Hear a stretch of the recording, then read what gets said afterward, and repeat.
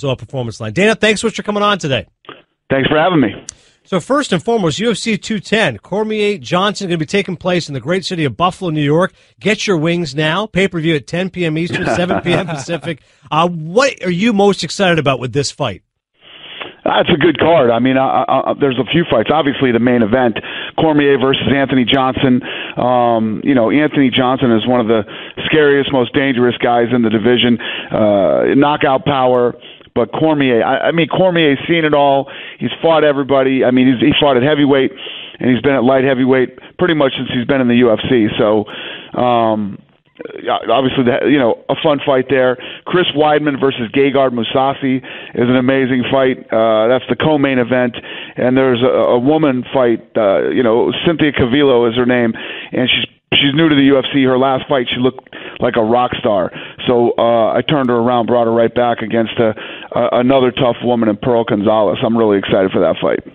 Dana, you told a great story the night on Conan O'Brien about you fighting Tito Ortiz. Can you tell me that story real quick? Like, what happened?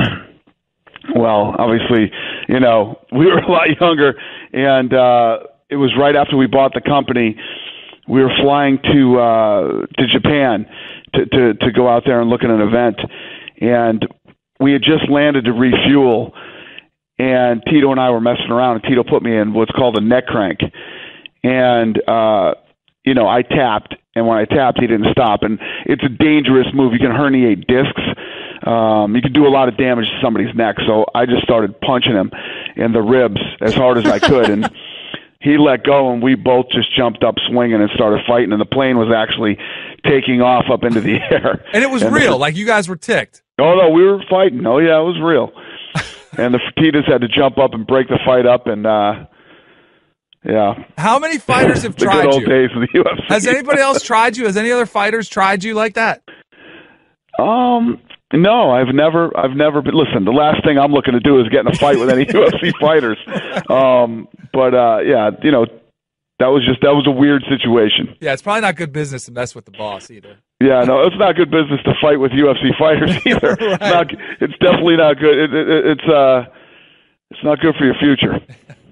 UFC 210, Cormier Johnson 2, taking place Saturday, April 8th at KeyBank Center in Buffalo, New York. The event airing live on pay-per-view at 10 p.m. Eastern, 7 p.m. Pacific. It's been an amazing journey, Dana. I'm sure that you're obviously in the moment and focusing on the fights that are in front of you. But I was just thinking about the fact I interviewed you years ago when I used to work at the Score back in Toronto, and just how big UFC was in Ontario at the time. It was a big deal we could finally get those fights there. Have you? I'm sure you're not the reflective type, but have you looked at this journey the last 5-7 years you've been on and even been amazed at it yourself? Yeah, I have my moments. The way that I look at it is I still see, where we're going. The sport's just getting bigger and bigger and bigger. But yeah, I obviously look back and think about where we were in the early days. And, people always ask me, did you ever really think that it would be this big? I know you're a promoter and you used to say this stuff back in the day, but yeah, I absolutely did believe it. I believed in this thing because I've always said this, and it's absolutely true. Doesn't matter what color you are, doesn't matter what country you're from, doesn't matter what language you speak. We're all human beings, and fighting is in our DNA. We get it and we like it. It works everywhere. Dana, I feel like you must get tired of getting asked the question of Conor McGregor and Floyd Mayweather, the fight if it happens. So I'm not going to ask about that one specifically. But if it happened, do you think it would open up other opportunities for crossover fights, or would that be a one-and-done type deal? Yeah, I don't get tired of it. It's an intriguing fight. It really is intriguing. If you break the thing down and listen, everybody has their opinions, and I'm not saying who's going to win or lose, but Floyd's 40 years old. Conor's 27. Floyd has trouble with southpaws. Conor's a southpaw. Conor has, knockout power in both hands, and Floyd does not. So it's an intriguing fight.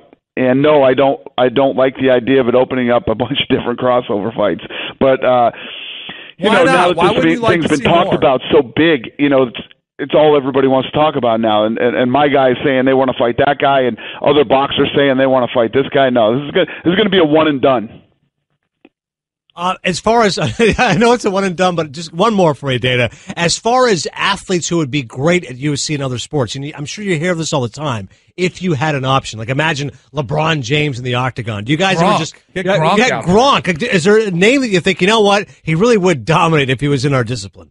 No, it's true. Absolutely. I'm a huge Patriots fan, and they always ask me, which Patriots. I mean, Gronk is a no-brainer. If you look at a guy like Gronk or a guy like LeBron, if those guys trained in mixed martial arts when they were kids, absolutely. I mean, I wouldn't see them transitioning into MMA now, but when they were kids, if this is what they would have focused on, yeah, they'd be studs. How long would Brady last?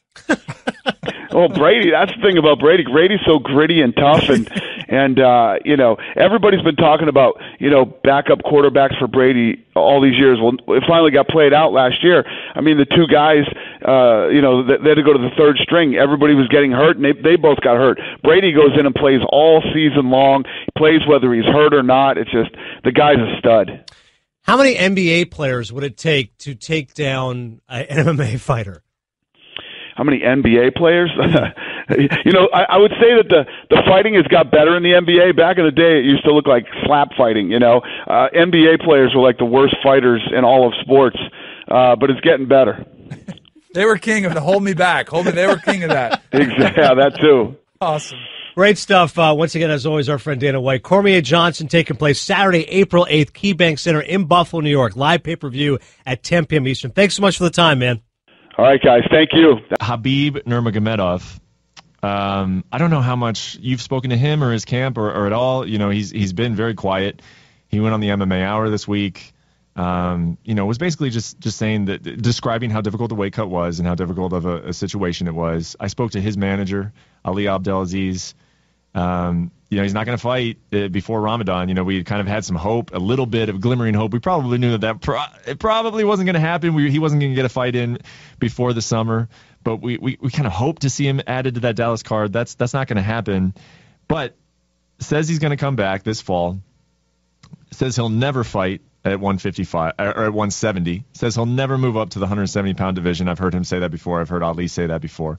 Ali told me that he's still looking for a title fight, of course. Why wouldn't he? Now, whether that's a title fight against Conor McGregor, probably not. Everyone knows what's going on with that. But an interim title fight, I think perfect case scenario, they would like to still fight for an interim championship. Your thoughts on all this? It's crazy. I mean, it's really crazy to think how high Khabib Nurmagomedov's star was at the beginning of this year and how far it's going to drop by the time we finally see him fight again. And I do like the fact that he's basically owning up to it. I haven't heard him make any excuses and be like, well, my dietitian this, whatever. But no, it's on me. I'm having some health issues. I think he's being very upfront about it. And I like that. I like in any situation like that where a person just takes ownership of whatever happened and tries to fix it. It's unfortunate, man. I mean, you can't blame a guy for adhering to his religious beliefs and not wanting to fight around Ramadan. Praise the guy for that, but it's just timing-wise, it kind of sucks. Oh, right? Timing-wise is awful. It's bad. I mean, you're talking about the end of the year, and it's Tony Ferguson's got to move on. I mean, he can't sit around and wait for a Khabib Nurmagomedov to the end of the year. As you said, we know what Conor McGregor's doing. Probably won't see him fight this year in the UFC. So, but the division's got to move on. Tony Ferguson can't wait. So, what is on the table? Is there an interim title fight when he comes back? I don't know. I find it interesting they're saying never 170. I mean, if the title fight's probably not going to be on the line anyway, why not maybe have one fight at 170 just to test the waters a little bit? See, does your body do you feel better than you think you did? No, but he's knocking on the door right there. I think if anything, if you didn't get a title fight, you almost do the 155 to prove again, hey, I can make the weight. I see that. I don't see him moving up to 170 in his next fight, and I actually don't even think it was necessarily be a good idea for him. And that is based around the reality of what weight cutting is in this sport. I think it would be a great idea for him to fight 170 just for his health, of course. But when you're looking at his career and if he can make that weight, I mean, he is the guy at 155. There's some heat behind people wanting to see him fight Conor someday. I think those may be pipe dreams. I don't know if we'll ever see that fight, but. I would love to see that situation where Khabib kind of corners Conor and says, I'm the interim champion. You have to fight me. I think there's a lot of people who really want to see that.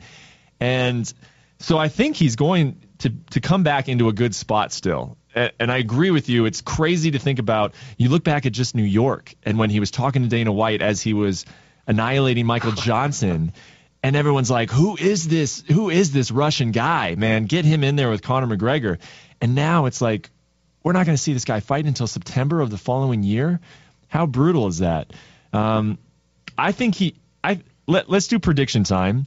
He comes back and fights in September. What's the fight? How do you see it playing out? I think you got to see, I think he still deserves, right? I mean, it's probably going to be an interim title. Okay, I mean, we're just assuming that Conor's not going to fight, right? We're assuming that the fight with Mayweather is going to happen, so he's not going to fight the UFC. So it's going to be an interim title fight. I think in the meantime, it sounds like Tony Ferguson's going to fight in the summertime, maybe International Fight Week. So I'm assuming they'll probably make that an interim title fight. So at that point, you got to see, is Tony Ferguson ready to defend his title? Now, he said, look, I'm not standing around waiting for this guy. Does Tony want to take another fight with Khabib Nurmagomedov? It certainly would help his stardom. It certainly would help his legitimacy as a champion, even though it's an interim belt, because Conor's sitting on the sidelines and he's literally fighting the number one guys available. So, if I had to say it, I'd say you run back Ferguson and Nurmagomedov in around September. When Ferguson is the interim champion? I think he's going to win. Because he is just defeated. Because you're saying he fights in the summer. I think he fights Edson Barboza this summer. You think he fights Edson Barboza? I do. Well, that's out of left field. I think they run that one back. What other fights do you have right now? I mean, you could have the... John, it wasn't that long ago we saw that Barboza. That was not that long ago, man. That was last December? Unless you get Nate Diaz off the couch, but why would Nate Diaz do anything other than sit around and wait for another $10 million with Conor McGregor? Man, that's why Tony's got to go out and start banging the drum. But you're right. I mean, I think Tony could go on every radio and news station out there and start saying he wants to fight Nate, and I still don't know if he would get Nate's attention. No. But if you're Tony, that's probably the best case scenario. Or you just chill and wait until Khabib. I mean, I know that's terrible, but, man, what a mess. What a mess. Let's move on. This is making me sad.